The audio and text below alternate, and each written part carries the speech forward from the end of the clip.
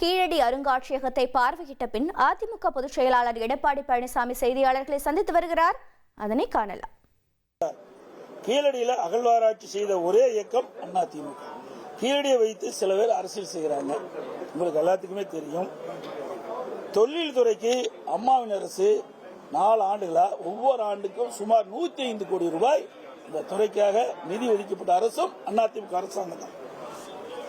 தமிழ்நாட்டில் நடைபெற்ற 39 அகழ்வாய்களில் 33 அகழ்வாய்கள் அதிமுக ஆட்சியில் நடக்கிறது.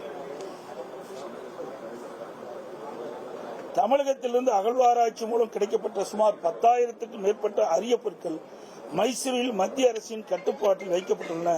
அவற்றை மத்திய அரசின் அனுமதி பெற்று தமிழகம் கொண்டு வந்து காட்சிப்படுத்திய பெருமை அம்மாவுடைய அரசுக்கு தான் இருக்கிறது. இதுதான் இந்த கீழடி அகழ்வு ஆராய்ச்சியில் எங்களுடைய விளக்கம்.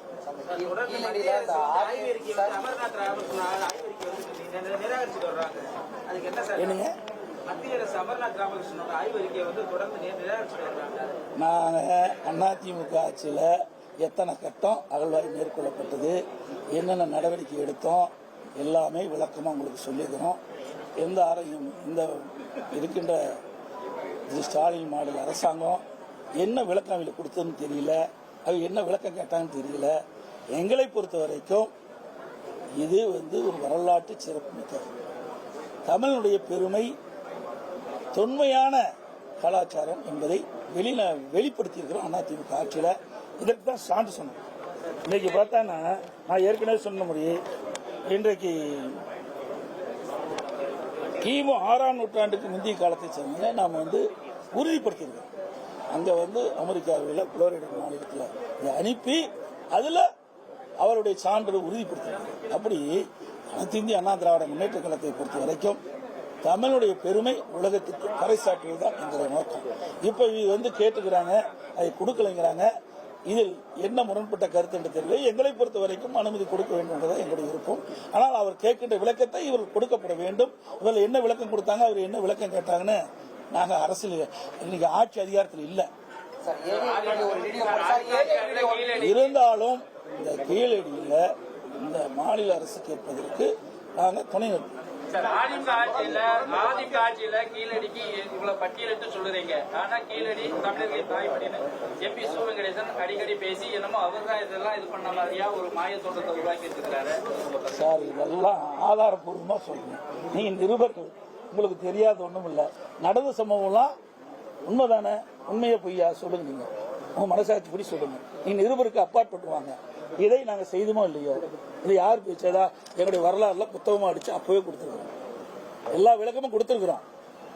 அந்த நூலகத்தில் அங்கே எல்லாம் காட்சிப்படுத்தணும். நாங்கள் அதிமுக ஆட்சி இருக்கின்ற பொழுது தத்துருவமா அந்த படத்தை நாட்டு மக்களுக்கு தெரியவே வேண்டும்பதற்காக நாங்கள் அந்த புத்தக கண்காட்சியிலேயே நாங்கள் அதெல்லாம் முழுமையா என்னென்னலாம் அந்த அகழ்வாய்வில் கிடைக்கப்பட்ட பொருள்லாம் காட்சிப்படுத்தணும். ஆக எங்களை பொறுத்த வரைக்கும் நாங்கள் சரியா செஞ்சோம்.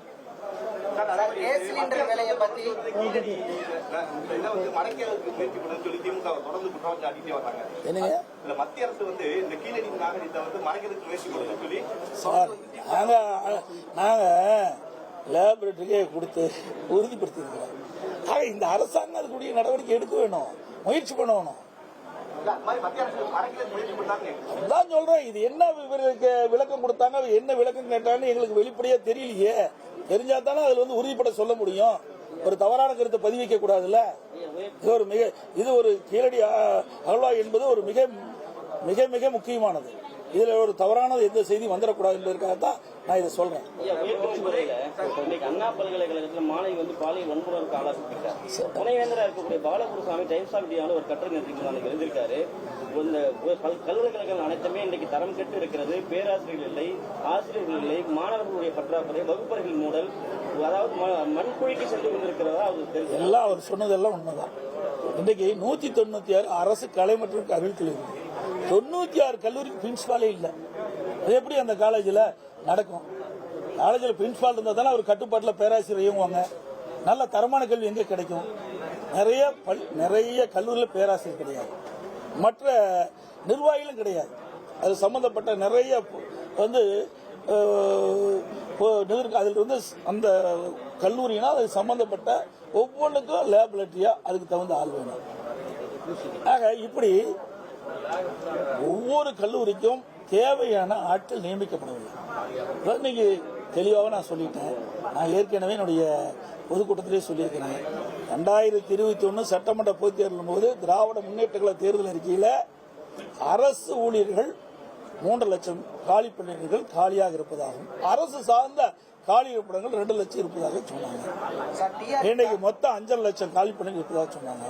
கடந்த சட்டமன்ற கூட்டத்தொடரில் 50,000 பேர் தான் பணியிடம் நிரப்பப்பட்டிருக்குன்னு சொன்னாங்க. 3 மாதத்துக்கு முன்பு ஒரே மாதத்தில் 20,000 அரசு ஊழியர்கள் பணி வைப்பட்டிருக்காங்க. ஆனா இந்த அரசாங்கத்தில் அறிவிக்கப்பட்டது எதுவுமே செய்யலையே. அவ்வளவு காலி பணியிடங்கள் இருந்தா எப்படி நிர்வாகம் சிறப்பாக இருக்கும்? அதே போல கல்லூரிகள், மருத்துவத்துறையிலே அதே மாதிரி தான் நிறைய காலி பணியிடங்கள் இருக்குது.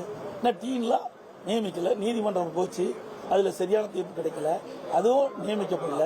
இப்படி துறை வாரியாக பார்க்கும்போது எல்லா துறையும் பின்னடைந்து இருப்பதற்கு காரணம் முறையாக இந்த அரசு செயல்படாத காரணம் தான் என்பதை தெரிவித்து அனைத்து ஊடகத்துக்கும் நன்றி, வணக்கம். ட்ரெண்டை ஃப்ரெண்ட் ஆக்கிக்கோங்க. தந்தி டிவியின் சப்ஸ்கிரைபர்ஸ் அண்ட் ஃபாலோவர்ஸ் குடும்பத்தில் நீங்களும் இணையுங்க.